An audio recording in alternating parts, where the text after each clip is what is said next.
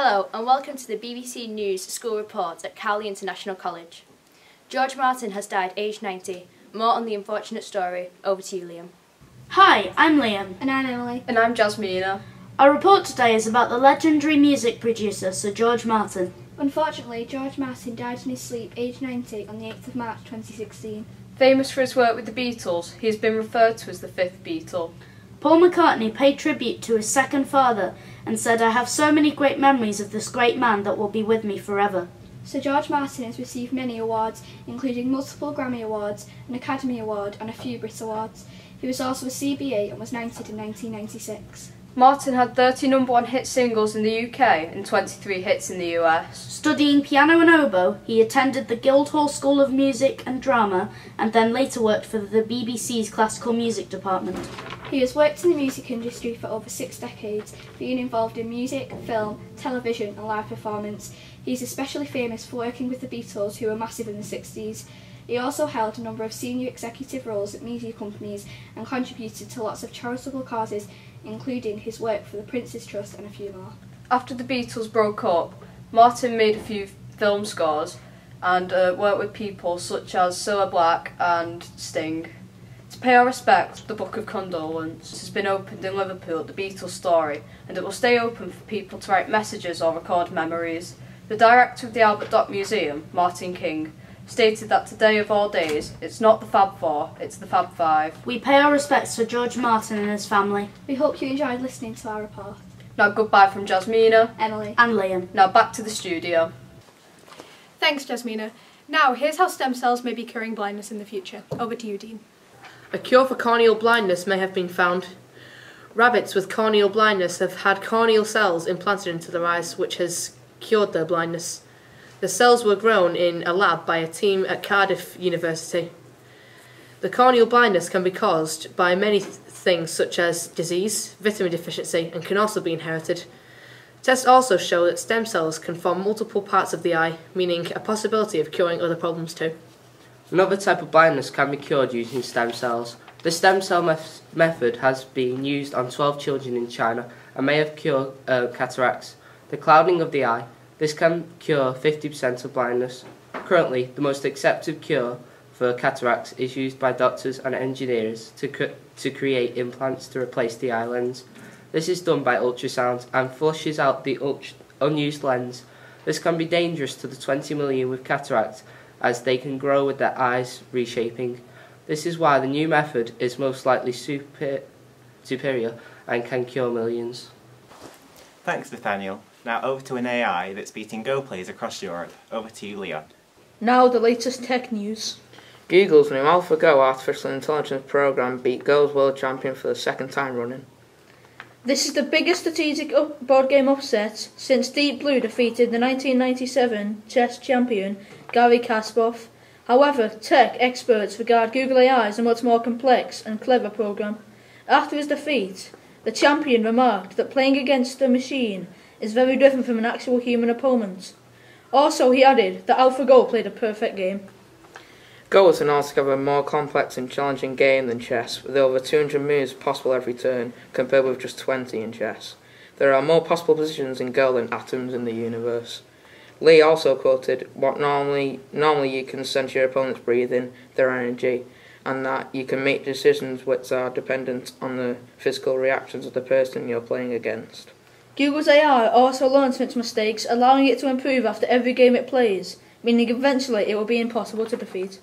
There are still 3 more games to play, with only one left to win for the AI to be claimed victor of the tournament. Could this be the start of something bigger? Who knows? Expect more shocking news and developments on this story in the coming weeks. Back to the studio. Thanks, Leon. Now to the story on how Toshiba are producing a very realistic robot. Over to Ajna. Hi, I'm Ajna and this is Holly and Molly. Recently, Toshiba revealed their newest robot, Chihiro Carne Droid, in Berlin. The robot has smooth actions and is designed to look as human-like as possible. Professor Noel Sharkey, a roboticist at the University of Sheffield, said he still felt that the machine still fell clearly on this side of the uncanny valley. Many people are becoming uncomfortable with the robots appearing more like human beings because the two are becoming indistinguishable. The Chihiro Carne model, which is third model in the Toshiba humanoid knows English, Japanese, Chinese and sign language like the past models, but is the first to have German language added to their functions. 2 years ago, the first model in the Toshiba series was introduced as the Chihiro Acer. A year later, the second model was brought to the public as the Chihiro Junko. Toshiba wants the humanoid robots to succeed in helping with healthcare, care for the elderly and tourism. Professor Sharkey has stated that he isn't convinced by Toshiba's approach and has commented that he thinks as a robot it is good but has a slight look of a psycho killer. He also added that Japan seems to really want this new creation, however the US would rather know that it's a robot that you're dealing with. Thank you from Ajna, Holly and Molly. Back to the studio. Thanks, Ajna. Now over to Megan on how technology is becoming a problem. My name is Megan. And my name's Anna. And we're going to be finding out how much we need technology. We depend on technology that much, it's scary. Try this. If you stand in public places like a train station or a bus stop and watch the people there, most of them will be on their mobiles, tablets or laptops. Some people use technology to carry out the easiest everyday tasks. For example, instead of writing we type, and instead of working out a math problem we use a calculator. Also, if it wasn't for modern day technology, we wouldn't be able to communicate, which is helpful to us all. However, when people decide their technology isn't good enough anymore, they simply toss it away in a regular bin, which isn't good for our environment. It creates a lot of e-waste. Your technology is supposed to be taken to a facility that takes care of batteries and any form of technology. Others argue that modern people don't use technology as much as we think they do. Some people have to use technology in their jobs, so they can't control how much they use it. In some cases, technology helps us a lot, especially in medicines. Technology has saved a lot of lives and doctors won't be able to do their job without it. A recent study claims that modern humans now spend more time on their phones and laptops than they do sleeping. Do you text late into the night and reach for your phone as soon as you wake up again? People spend an average of 8 hours and 21 minutes a day sleeping, whilst we spend an average of 8 hours and 41 minutes a day on media devices. Most people say they have their mobile phones on all the time, even at night. So think next time you reach for your phone in the middle of the night. Do you use technology too much? Thanks for watching. Back to the studio. Bye. Thanks, Anna. Now, how much sleep do teenagers really need? Caris has the answer. Over to you, Caris. Hello and welcome to BBC News School Report. I'm Caris and this is my partner Emily. Today we're talking to you on the subject of how much sleep do students need. Off to Emily to find out more. Are teenagers being kept awake by the brightness of their gadgets? According to statistics, over 75% of teenagers are being kept awake by playing on their phone, tablets and gaming devices. Over to Caris to tell you more. BBC School Report students from Northumberland Church of England Academy in Ashington began to monitor their sleeping routines as they are the first school to take part in a 10-week pilot scheme for Oxford researchers. As part of the trials, Year 10 and Year 11 students at the school attend a sleep education programme which sets out how to make sure they get a good night's sleep. For example, by avoiding screen-based activity late in the evening and complete a sleep diary before and after receiving a sleep education programme. We all know teenagers in general need to cut down on the amount of screen time before going to sleep at night. Stay tuned for more information on this subject. Thanks, Caris. Now the story of the cafe for pensioners. Over to you, Aaron. Thanks, Megan. Hi, I'm Isabel. I'm Michael. And I'm Aaron. Today we're talking about our cafe operating on a what you can pay basis.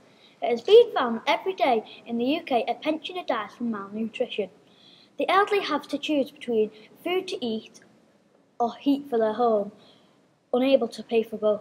The Cosy Crow Cafe hopes to change that. The leftover food which would have been thrown away is now being given to pensioners, although not for free.